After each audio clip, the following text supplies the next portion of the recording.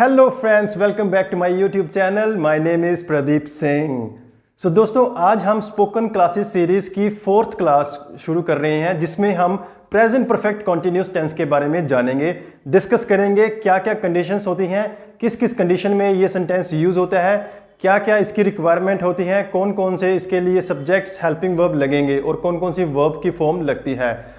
तो चलिए इस वीडियो को शुरू करते हैं। अगर आपको ये वीडियो अच्छी लगे, आपके लिए नॉलेजेबल हो, तो आप इस वीडियो को लाइक ज़रूर कीजिएगा। तो चलिए वीडियो को स्टार्ट करते हैं।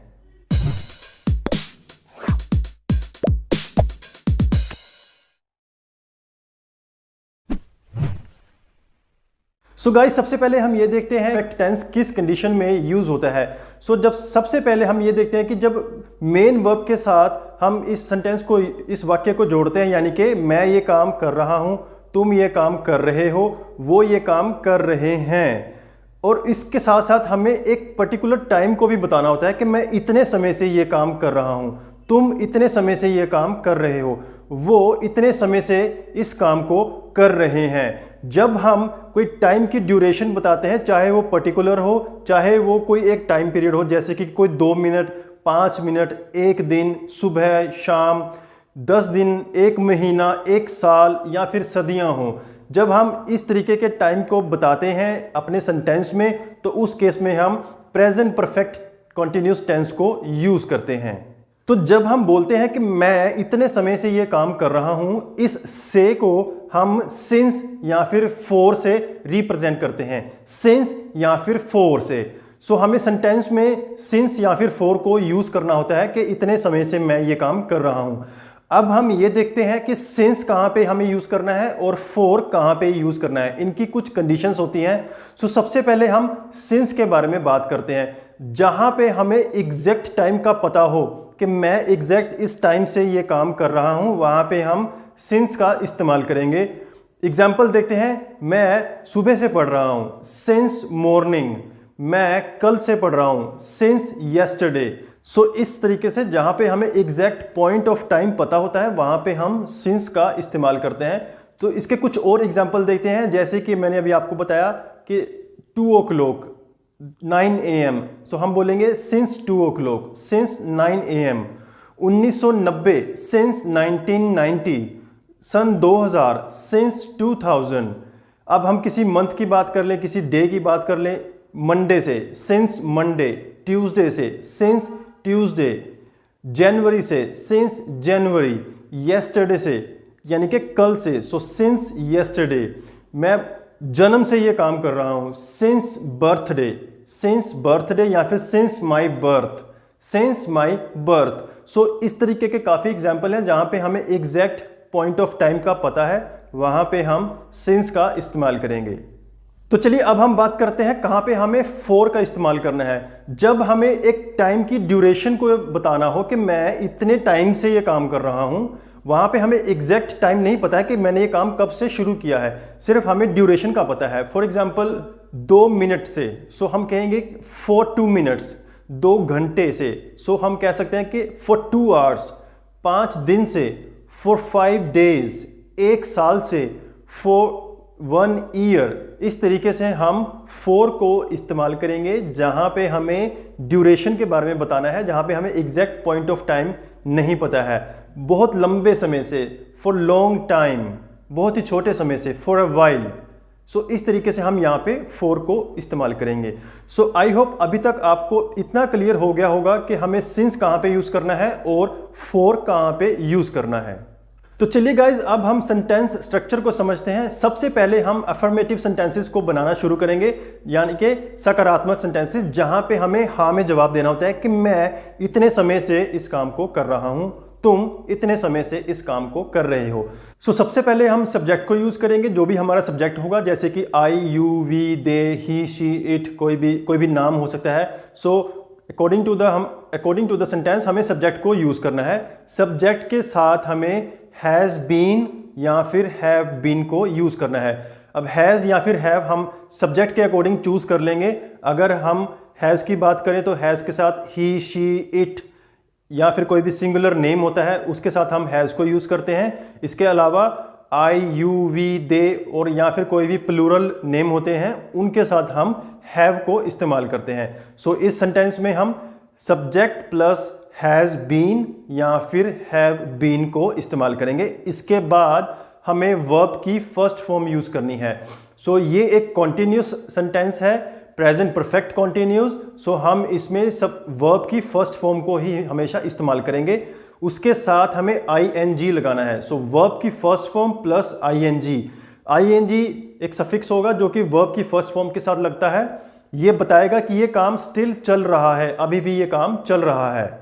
सो वर्ब की फर्स्ट फॉर्म प्लस ing के बाद हमें सिंस या फिर फॉर लगाना होता है। सिंस या फिर फॉर। सो सिंस लगेगा जहां पे हम एग्जैक्ट पॉइंट ऑफ टाइम की बात कर रहे हैं, फॉर लगेगा जहां पे हम एक ड्यूरेशन ऑफ टाइम की बात कर रहे हैं।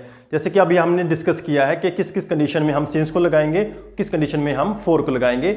उसके बाद हमें वो टाइम ऑफ ड्यूरेशन या फिर वो पॉइंट ऑफ टाइम बताना होता है कि किस टाइम पे से हम ये काम कर रहे हैं, चाहे वो एग्जैक्ट पॉइंट ऑफ टाइम हो या फिर कोई ड्यूरेशन ऑफ टाइम हो, यानी कि 2 घंटे, 4 घंटे, 1 दिन, 1 महीना, या फिर 1995 से 2005 से, या फिर सिंस माई चाइल्डहुड, या फिर सिंस माई बर्थ, या फिर कोई एग्जैक्ट टाइम हम बता दें, सुबह के 9 बजे हैं, शाम के 9 बजे हैं, सुबह in the morning, in the evening. So कुछ भी हो सकता है, जैसे कि हमने अभी डिस्कस किया है उसके अकॉर्डिंग हम सिंस या फिर फॉर को यूज़ करेंगे और उसके बाद हम वो एग्जैक्ट टाइम ऑफ ड्यूरेशन को मेंशन करेंगे। तो चलिए मैं एक बार फिर से रिपीट कर देता हूँ। सब्जेक्ट प्लस हैज़ बीन या फिर हैव बीन प्लस वर्ब की फर्स्ट फॉर्म के साथ ing को यूज़ करेंगे प्लस सिंस या फिर फॉर में से एक चूज करेंगे according to the point of time या फिर ड्यूरेशन ऑफ टाइम, और बाद में वो टाइम को हम मेंशन करेंगे।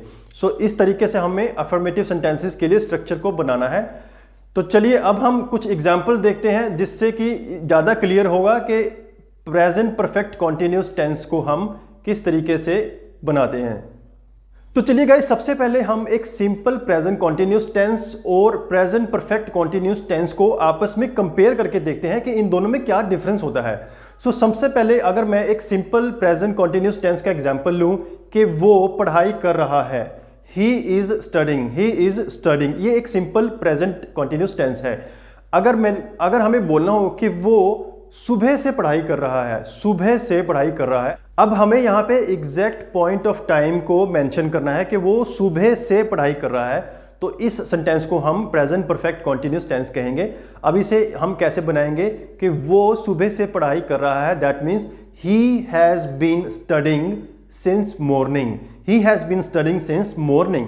इसमें हमें सब्जेक्ट जो है हमारा है वो ही है और उसके साथ हमें हैज़ बीन लगाया है, हैज़ बीन। अब ही एक सिंगुलर पर्सन है, थर्ड पर्सन है, थर्ड पर्सन के साथ हम हैज़ को इस्तेमाल करते हैं। सो यहाँ पे हमने ही हैज़ बीन को यूज़ किया है। इसके साथ हमें स्टडी यानी कि पढ़ाई करना फर्स्ट फॉर्म लगाई है वर्ब की और उसके साथ ing लगाया है। So he has been studying.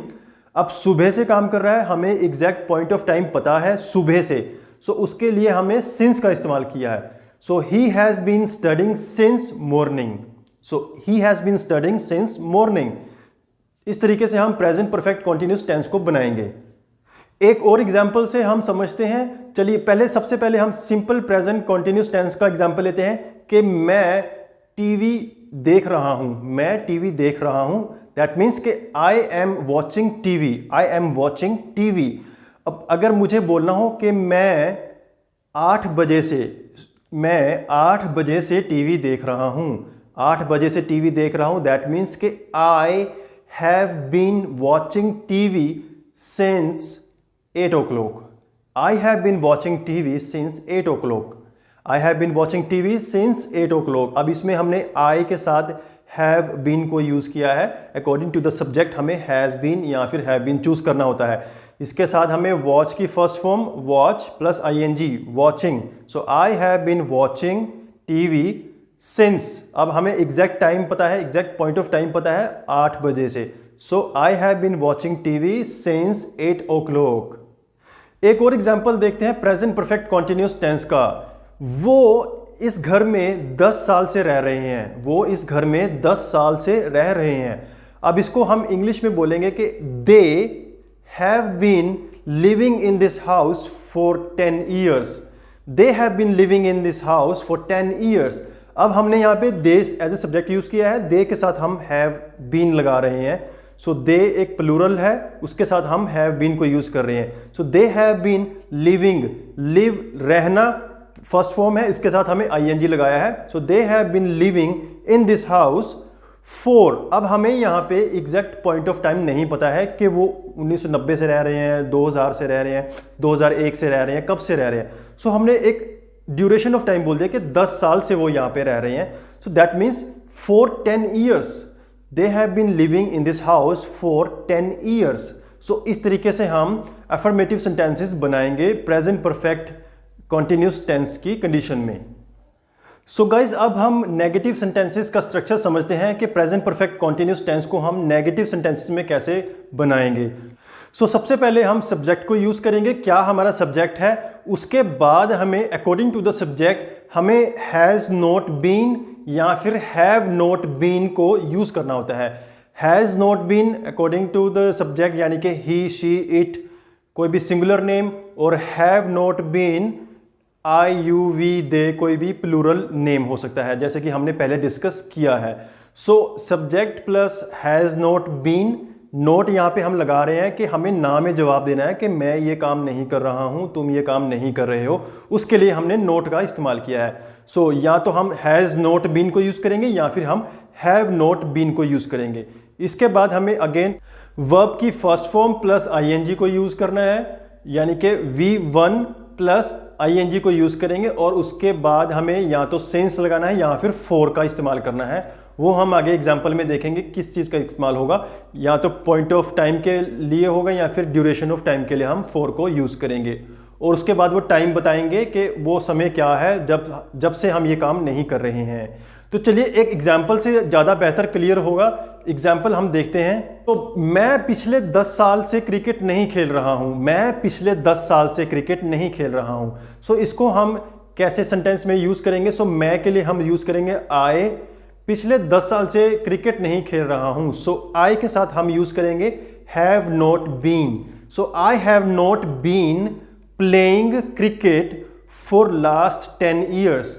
I have not been playing cricket for last 10 years. मैं पिछले 10 साल से क्रिकेट नहीं खेल रहा हूँ। अब हमें यहाँ पे जो ड्यूरेशन ऑफ टाइम बताया है 10 साल से, हमें एग्जैक्ट टाइम नहीं पता है कि मैं 2000 से सिंस 2000 से नहीं खेल रहा हूँ या फिर 2010 से नहीं खेल रहा हूँ। हमें टाइम का नहीं पता है, हमें सिर्फ ड्यूरेशन का पता है कि मैं इतने समय से क्रिकेट नहीं खेल रहा हूँ। So I have not been playing cricket for last 10 years.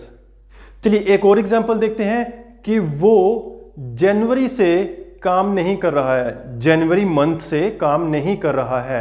सो इसको हम इंग्लिश में बोलेंगे he has not been working since January. He has not been working since January. वो जनवरी से काम नहीं कर रहा है, जनवरी महीने से काम नहीं कर रहा है। यहाँ पे हमें एग्जैक्ट पॉइंट ऑफ टाइम का पता है, यानी कि जनवरी के महीने से वो काम नहीं कर रहा है।